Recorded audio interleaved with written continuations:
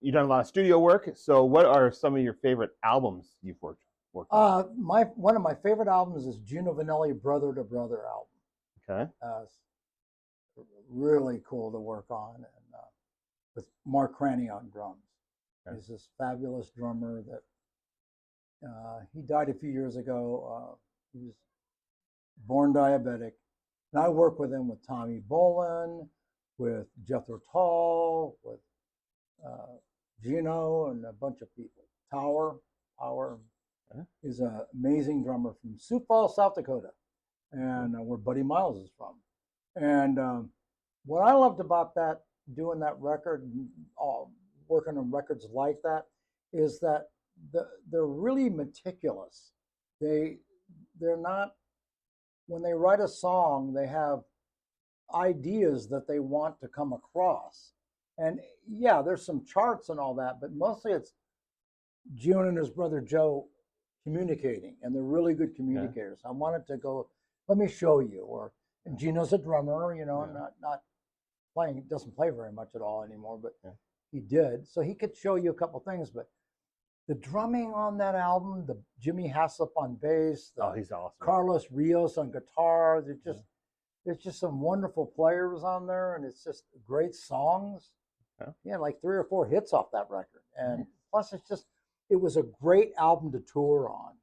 Everywhere was sold out, and everybody knew the songs. Nice. So, and another neat thing about that was when we did go on tour, we were in New York, and Mark found out that Steve Gadd was playing up in Harlem or near it, and a club was, I forget who the people were. And he asked me, do you want to go? Daryl Sturman and I are going to go up there, and maybe a couple other guys in the band. Do you want to go with us? I said, yeah, sure. Yeah.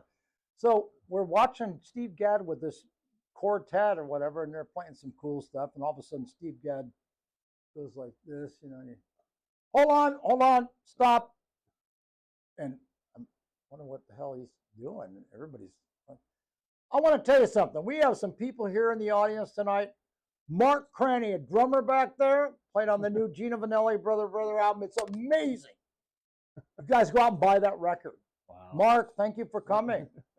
He didn't know Mark was going to be there. I don't know where they got the tickets. Oh, wow. They got him. That was, and Mark was like all red in the face. He said, oh, thanks, Steve. That's great. Didn't need to call me out on that. Yeah, I didn't know you were going to do that. Yeah, that was really cool. That's fun. Yeah. So what are some other? One of the best tours I've ever done. It was a year long. One of the best tours I've ever done.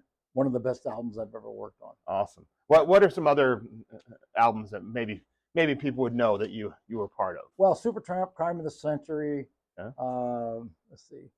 Jethro Tull, the A album. Let's see. Let's see. I didn't do any Tommy Bolin records.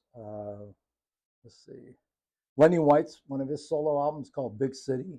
That was a pretty. I don't know. People. I don't know. Mostly fusion, like Billy Cobb. I did 4 or 5 albums with him, and I loved every one of them. And it was quite an experience. A lot of people like to talk about you make your own drums, and you've done that for quite a while. Let's talk about the drums themselves first. Okay. And then we'll talk about the one that most people like to talk about is the one you did for Danny Carey. Right. So, but let's talk about your drums themselves first. Okay, well, I've always been fascinated with not copying, not wood, and I've been always fascinated with metals, different types of metals. Okay. And of course, I know a little bit about the Bronze Age, and I know a little bit how bronze was used through the years, centuries. But I wanted to make something where they sand cast it. That's the oldest form of casting, and I just thought for sure it would be neat to find a foundry that did sand casting. And that's when I found out about the foundry in Duluth, Minnesota.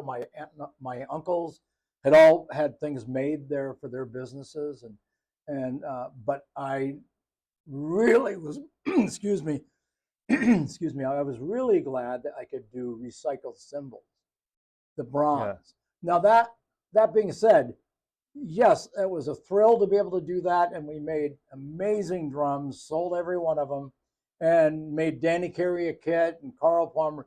Danny Carey's kit was really inspired by Danny himself. Like he plays an 8-inch bronze snare drum, but he never had anything like that we made. So he said to me at NAMM, yeah, I want an 8-inch in that 2002 alloy. When he said that, I said, see, now I'm inspired to do it for a person that I know. Yeah. That was cool to have him say what he wanted. Yeah. And he didn't have any opinions. He just said, it's got to sound great. Because we had a kit we made for their factory over in Switzerland. We had a 22-inch bass drum, a rack tom, and a floor tom, and they sounded great. It really did sound good. I was so happy because, what happens? You make all this stuff. What if it doesn't sound good? Right. Don't have any criteria. I don't have anything to go by. Yeah. I don't have any references. Just an idea. So I've been really blessed because I get to, some people have ideas and they're really good, but they never get to manifest them. They never get to play it out and see what happens. Yeah. And I'm blanking. What tour was it that he used that kit on? Quite a few tours, actually. Was it? Yes. Okay. But I know he's been here because my brother and my mother were taken by him over across the river when it was called the Mark. Okay, yeah. And Tool played there, and they got to go on stage and see the kit. Oh, nice. My mom was thrilled. Yes, they did quite a few tours. He just stopped using them a couple of years ago. Yeah. He's got these really cool shells made by Sonar, and they have that artist friend of theirs that does all their artwork. Paint them; they're beautiful. Oh. Yeah. Also, the Phantom Steel, that to me is my most important contribution because the shell itself has this amazing tone in it. It's just, you can hold it with maybe 1 finger, 2 fingers from the inside and tap it with your knuckle, and it has this beautiful sustained note. That to me said, this is going to be a good drum. So I made a couple prototypes, and I really liked the way they came out. And, got into finishes and into powder coating because they heat it and they sandblast it, and that does something to the metal as well. Yeah. Carbon steel. Yeah. I'm really proud of those as well. I'm going to start making those again, I hope. Yeah, because I've seen them before. I've held a couple of the snares before. Like I say, you have to work out if you're going to be playing, because these things are heavy. Yeah, they are heavy. Just density and mass. I just think that's. Sonar made heavy drums, but I just felt like I'd like to try this. I think it'll work, and boy, thank God they did, because that's a lot of work, and then these will sound very good. Yeah. Then what do you do with them? Yeah. Find Bodo. I guess you melt them back down to try it again. Yeah, that I don't know about that. I don't know. But people like to talk about especially the Danny Carey kit, the one that everybody knows. How much did each kick drum weigh? Those kick drums weigh a lot. They're at least 110, 120 pounds. Okay. Because your average kick drum is what, 15, 20 pounds? Your average kick drum? More than that? Yeah. I've never weighed one. What makes a kick drum heavy is not the size so much, but the metal on it, all the hardware, spurs and all that stuff. Yeah. But let's see, thick shells like Sonar, they're heavy. But the bronze, man, that's a lot of bronze. 24-inch, because we made Alex Van Halen a kit, and it had 24-inch bronze bass drum, and he didn't want it. So he returned it. Okay. Okay, he doesn't want to pay for it. Or I don't know, he wants it for free. But we didn't get it made for free. Yeah. Well, I got to get paid. No. So anyway, what I thought was pretty interesting is that the drums that Danny played, he really loved them. He really liked them. Yeah. He didn't look at it as much as I thought he would as a novelty. He just said, this is constructed with recycled cymbals. It's the craftsmanship is really good. The way, so he never had any doubts. Yeah. And so we did a clinic tour. It was really neat. Carl Palmer and Danny. Oh. Yeah, and we did a clinic tour of Sam Ash's, stores like that. We did. You told a funny story about that a couple weeks ago, where the kit didn't get delivered, so you went and picked it up? No, that was for doing my DVD. Oh, okay. My DVD, he shows up in his Porsche. He says, "Where are the drums?" Oh crap! He's like, "We got to go get the drums." So we had to use some guy's VW bus and some other guy's pickup truck, and we go up to the tool warehouse, which is North Hollywood, pretty far up there. And I'll just never forget him going to these cases. They're front-loaded cases. Okay. We call them what do they call it? We got them for guitars. I got them for Cindy's drums. I can't remember the name of them, but they're pretty damn big, almost 8 by 8, and they're front-loaded. So you take the front off the case, and there they all are. So the bass drums are on the bottom, and he just with one arm goes like this, 100 and something pounds. And Joe, his roadie for the longest time, told me that he'd have to have guys in the union help him get him out of that case. He's just this skinny guy, and and these things weigh 120, whatever, and I can't get him out without struggling. Yeah. And I'm not going to break my back before the tours, So he had the union guys, and it was a big deal. It's like, as the tour went on, are you the guys with those big heavy bass drums? You get a lot of gawking and staring, and people can't believe it. They all want to walk up and go like this. Just test it. Yeah. It's pretty neat. So I'm really proud of this because I'll never forget his first drum. Actually, the first drum was the one we made for Peisty, but his was made just like it.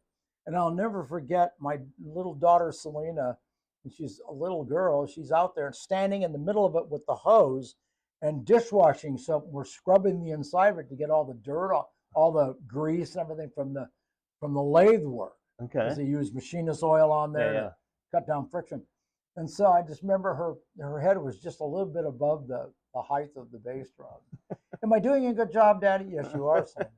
Child labor. Yeah, good work. Child labor, yes. And I was really proud. I mean, here I am. But when I put it together, I was really scared because did I choose the right heads? Because what he wanted were those vented screen-like Evans heads. Okay. There's nothing to them. Yeah. There's just like a screen. Yeah. And that's what he wanted. And I didn't have any of those. I put on what I thought, and they sounded great. And then we get them to where they're got to go, and now I'm going to put one of those screen heads on there. I already got it painted. Oh, really? Tool, Danny Carey, whatever. Yeah. And we put it on there, and I said, there's no way this, I said to myself, this isn't going to sound any good because the air, but believe it or not, the screen only lets a little bit of air out. So you can mic them anywhere you want. Okay. And I was shocked how good they sound. Yeah, it works. Wow. I don't know why Evans came up with that, but they did. That's cool. Yeah. Also, just real quick about the 8-inch snare drums. Oh, yes. He got me really seriously involved in why an 8-inch snare drum. It's not just about power. It's not just about volume. It's got so many qualities that you would not expect from a deep drum like that. So he got me going on that. I'm definitely going to be making some of those in the days ahead because I'm the one that started everybody from, everybody's making cast drums. Yeah. And they're all copying. Yeah. But all yours are hand signed by you on the inside, right? You can't copy that. Yeah. Because how many different series did you have? Well, with the bronze, the Peisty, there was the Spirit of 2002, Melted Down 2002s. Yep. Then there was the Signature, the S bronze. Yep.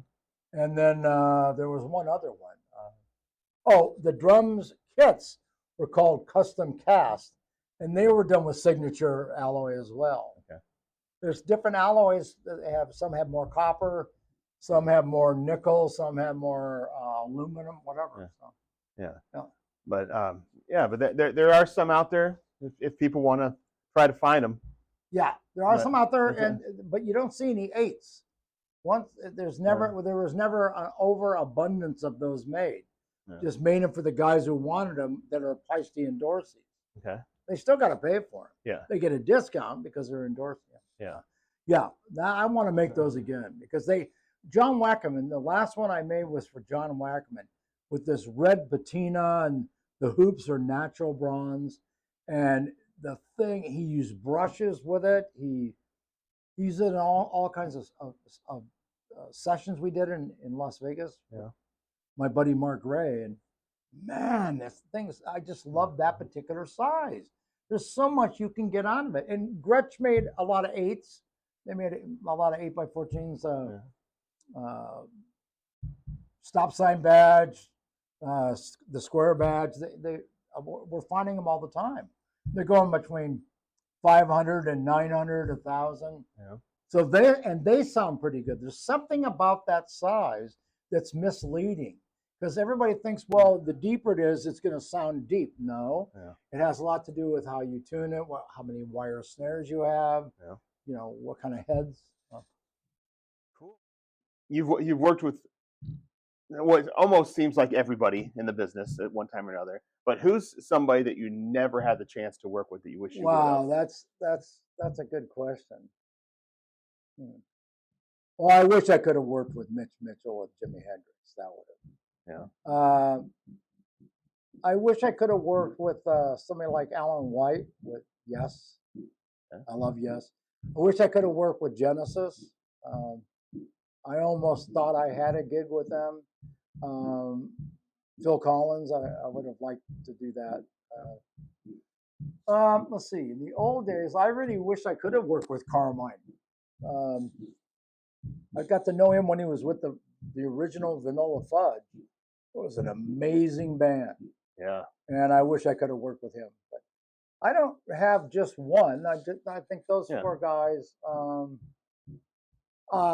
If I would have known what I know now back in the old days, I wish I could have worked with Grand Funk Railroad. Yeah. Brewer, that guy is an amazing drummer. They're a great band. Yeah. And guys like him, I would have been nice to.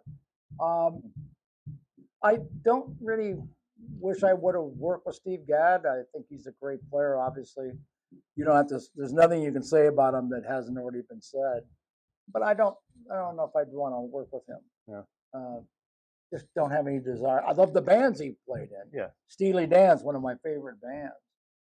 So, and the guy, I just thought of this. I don't know why but I think if I could have worked with Jim Gordon, when that guy was happening and he was playing with everybody and writing and playing different things, like he did Layla with Eric Clapton. Yeah. He wrote and played the piano alto, and I mean, that would have. If I could have worked with Jim Gordon, that would have been great. That's great. Yeah.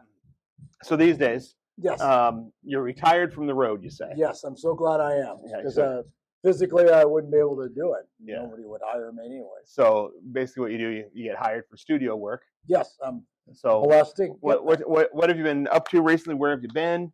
Well, I teamed up with this great engineer. His name is Mark Gray, and we've got a full-blown drum inventory. We have lots of cool snare drums, lots of cool drum kits, Gretsch, Ludwig, and we go in with this package deal wherever studios that have good live rooms, and we have everything covered. What he can do to capture is, he's a great engineer. He's done a lot of great things. And so for me, I love working with him because he loves the way I tune. He loves the liveness and the tone of the drums. He's, like I say, if you can capture stuff that you think you like, that's great. But not all engineers are wanting to do that. They hear a different thing. I just want them to hear first what's there. If they want to change it, they can ask me, could you bring that up or could you bring that down? But that never happens with us. We both love each other's work. So the guy that you're familiar with, Matt Starr, I work with him in New York in Rhinebeck at the Clubhouse, which is a great studio, great drum tracking room. And I work with him, and I had heard about him, but I had never been around him, never heard him play or anything. Yeah. And we hit it off, and we became buddies like instantly. Yeah. And he loves what I do, and I just love what he does. I mean, he drove all the way from Connecticut to see us. a few weeks ago in Vermont at the Guilford Sound, and that's what I just got finished doing. A week at Guilford Sound, this amazing studio in Vermont, in Guilford, Vermont, and we just finished working with this band, and we did 4 tunes. A lot of work went into doing those tunes. A lot of great recording. And I'm hoping to work with Matt again. You know, we're hoping. Yeah. Mark Gray and I, we like the guy. He's like the dude. Yeah, he's a solid session guy these days. He's a solid and live player also. Yeah, I saw him live with Ace Frehley, and he was amazing. Yeah, he's the guy now. Because there's been sort of a gap. You've got run of drummers like you'll get familiar with their names and all that, and they'll go for quite a while, and then there'll be this gap. And I just think he's the guy that's bridged the gap, and he plays big drums, but he can also play other drums, and he's just a really great guy to be around. He's really smart. He's very smart, drum smart, very smart, and very articulate, and it's fun to be around people that you respect because it works both ways. If you're respecting somebody and you're putting a lot of energy into working with them, it comes back in so many different ways. So yeah, the plan is me and him we connected in 2019. Wow, that's a long time ago. And we were gonna get him here to the Academy in December of 2019 when he was on tour with Ace, and then they added a date to the run that they were doing. So that was the night he was supposed to come here. Oh, so we had to put it off. Then COVID happened. Oh, and so me and him, we've stayed in contact since then. It's like, when can we get you back here? And he did an Ace show. I want to say it was back in December, maybe it was. Yeah, that's the last shows he did with him. But it didn't work out because I want to say it was in Chicago. Oh, I see. And did he play here with Ace? No. Oh, no, he did. Nope. Oh. So wonder why. Me and him we're just still trying to figure out calendar dates and getting that guy here. I hope you can do it, man. It's gonna happen. Yeah. We just got to figure out when and how. Right. So because I'm super excited to get him here. You can't find right now a quality artistic. He's very artistic in his playing. Yeah. He's just like he's the guy, man. He's a big deal. Yeah. And he's such a nice person, and he's just kicks ass on the drums. I mean, he's not afraid at all of anything. Yeah. You can play. I've seen. He sends me clips of some of the sessions he's doing. Yeah. Jeez, he's like nailing it before they even call him up. That's great. He's just got it all in there somewhere. Yeah. And he also does coaching, like career coaching. Right. So I follow him on Instagram and Facebook and whatnot, and he's whether it's playing or just advice, he's got it all. He does. Did you see the one where he's talking about the money issues when you're first starting to play? Yeah. That was pretty interesting. Yeah. Get it all clear. Get it in writing. Do this. Do that. Yeah. And if you don't do that, I love it. I just So. can't believe that he drove all the way from Connecticut. I mean, it's a few hours and a couple hours, and then he didn't get to play like we were hoping he would. Shoot. Yeah. What we did with him in Rhinebeck, New York, at the clubhouse. Yeah. We all just went, wow. So that's not exaggeration when they talk about him. Yeah. That was the end of last year, I believe. Yeah. When that was. Yeah. So we got to see a gig with Ace. That was pretty interesting. 4 guitar players, a bass player, and drums. I mean, it was a lot of guitar players. Yeah. Who needs that many guitar players? Way too many. You only need 1. 2 tops. Yeah, 2 tops. Yeah, and the bass player. Okay. Yeah.